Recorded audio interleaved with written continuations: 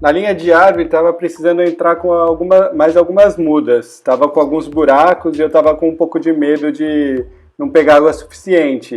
Aí, conversando com o Raka, que está produzindo umas mudas nativas lá no sítio Guajava, ele me respondeu o seguinte: Salve Pedro Pena, aqui são as mudas de pau-viola. Cada bandeja tem 54 mudas, então tem 2 bandejas cheias de pau-viola. Aqui estão os guapurovus. O guapurovu está com pouca folha porque eu estou no processo de rustificação, que eu estou diminuindo a rega.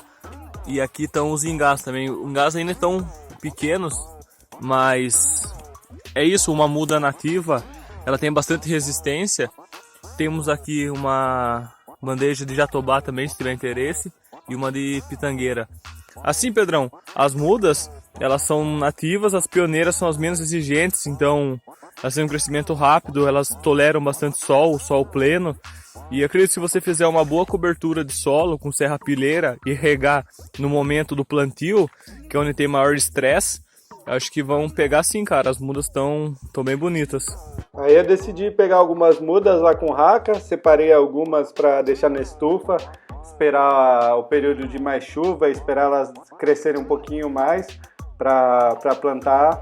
E separei algumas já para fazer essa experiência nessa época do ano mesmo, e no fim de semana tinha previsão de chuva, então aproveitei para plantar.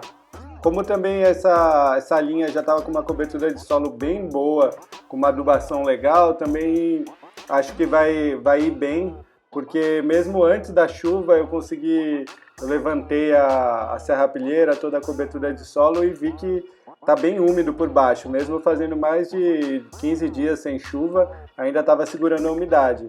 Então acho que não vai ter nenhum problema isso da falta d'água, ainda mais que eu dei sorte e depois do plantio choveu. O objetivo foi procurar onde estava meio falhado, né, onde ainda faltava algumas mudas na linha, para ter uma linha bem adensada, levantando toda a matéria orgânica e depois vindo com a cavadeira.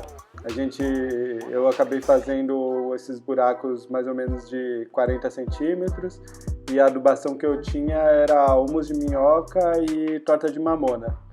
Seria bom mais uma fonte de fósforo também, que poderia ser a farinha de osso ou iorim, mas no caso eu estava sem, então meu objetivo depois eu vou comprar e vou vir adubando essa linha pontual nas mudas com uma fonte legal de fósforo também. Depois foi só colocar as mudinhas nos buracos, e eu aproveitei também para já fazer um acréscimo de adubação e de irrigação junto. Então eu peguei água no tambor e já misturei com o chorume do minhocário. Como eu tinha bastante desse chorume disponível, eu fiz essa proporção meio no olho mesmo, mas mais ou menos de 1 para 10, um de chorume para 10 de água, 10 partes de água, e também já irriguei as mudas com essa água fertilizada. Aí é só questão de finalizar com bastante matéria orgânica. Já tinha bastante folha seca que já estava na linha, então foi voltar para perto das mudas essas folhas secas, e ali por perto também tinha bastante outras fontes de matéria orgânica. Então eu fui aproveitando também o capim e o feijão guandu que está crescendo em volta, para também fazer uma cobertura final com um material um pouco mais verde. Já aproveitei que estava com a mão na massa e também comecei a dar uma roçada aí, uma cortada no feijão guandu. Essa cobertura de solo vai ser importante nessa área de pasto, para ir fortalecendo o solo e trazendo mais fertilidade para esse lugar.